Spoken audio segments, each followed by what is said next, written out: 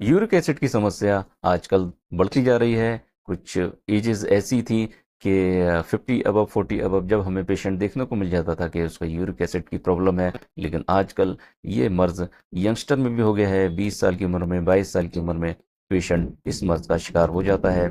Uric acid दोस्तों एक chemical होता है जो हमारे शरीर में नॉर्मल बनता है, हमारे ब्लड में घुलकर किडनी के यूरिन के माध्यम से वो बाहर चला जाता है। हमारे शरीर नेचुरली जो है वो प्यूरिन्स को तोड़ता है। अगर इसकी मात्रा बढ़ जाए तो पेशेंट को यूरिक एसिड की दिक्कत हो जाती है।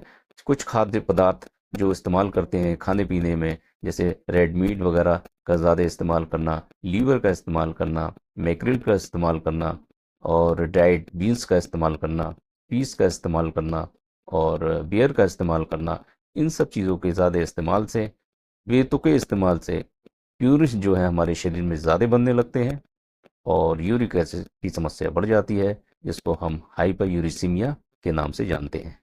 यूरिक एसिड के कॉम्प्लिकेशंस, उनके सिम्टम जानने के लिए ब्लड टेस्ट भी है। यूरिक एसिड का आप ब्लड टेस्ट करा सकते हैं और यूरिन टेस्ट करा सकते हैं और उसके लक्षणों के माध्यम से भी पहचाना जा सकता है। जैसे जॉइंट्स में स्टिफनेस आ जाती है, जॉइंट में सूजन आ जाती है, किसी खास हिस्से में दर्द होता है या फिर पूरे बॉडी के जॉइंट्स में पेन होता है या फिर किसी खास एरिए में, जैसे ये स्मॉल जॉइंट्स हैं, यहाँ पर पेशेंट कहीं स्वेलिंग उसके की शिकायत करता है, या शोल्डर जॉइंट राइट साइड या लेफ्ट साइड शोल्डर जॉइंट की पेन की, और काफ़ी अरसे से वो जब भी मेडिसिन लेता है तो उसको ये दिक्कत दूर हो जाती है और दोबारा से पेन शुरू हो जाता है। ये यूरिक एसिड की खास इस तरह के लक्षण यूरिक एसिड में दिखाई देते हैं। अगर यूरिक एसिड अपनी नॉर्मल रेंज से बढ़ जाता है तो ये हमारे शरीर में कहीं कहीं सूजन भी दिखाई देता है, यानी पैर के टखनों में भी सूजन दिखाई देती है, स्मॉल जॉइंट्स में भी सूजन दिखाई देती है, शरीर पर यानी चेहरे पर भी सूजन दिखाई देती है।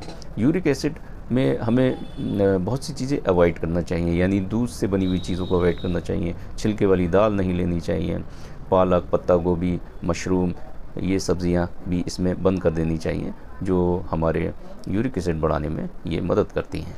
इसके ट्रीटमेंट की बात करें तो इसमें बहुत सी मेडिसिन आती हैं जिसके इस्तेमाल से हम यूरिक एसिड को कंट्रोल कर सकते हैं। लेकिन यूरिक एसिड को सिर्फ कंट्रोल किया जा सकता है, और लेकिन हम बिल्कुल जड़ से ख़त्म करना अगर इसको चाहें तो हमें बेहद परहेज़ करना होगा। जो चीज़ें मैंने बताई हैं उनको भी रोकना पड़ेगा और अपने जो भी ट्रीटमेंट के दौरान आप ट्रीटमेंट ले रहे हैं परहेज़ करना पड़ेगा, ताकि यूरिक एसिड हमेशा के लिए आपका ठीक हो जाए, ख़ास तौर से यंगस्टर एज में। एक टेबलेट जो आती है वो एलोप्रीनॉल आती है दोस्तों। एक टेबलेट फेविस्टेट आती है, जिसके इस्तेमाल से आपका चिकित्सक आपको बताएगा कि आपके वेट के अकॉर्डिंग आपकी इन्वेस्टिगेशन रिपोर्ट के मुताबिक वो मेडिसिन आपको कितनी पावर में देनी है। इसका ट्रीटमेंट अगर हम होम्योपैथी में तलाश करें तो एक मेडिसिन 30 CH की बेंजिक एसिड आती है, लीडम पॉल आती है, अर्टिका यूरिन्स आती है। ये मेडिसिन बहुत इफ़ेक्टिव है, जो 30 पावर में सुबह दोपहर शाम अगर इसको इस्तेमाल किया जाए तो मुमकिन है कि बहुत जल्द यूरिक एसिड बिल्कुल ठीक हो जाए और आप बिल्कुल स्वस्थ हो जाएं।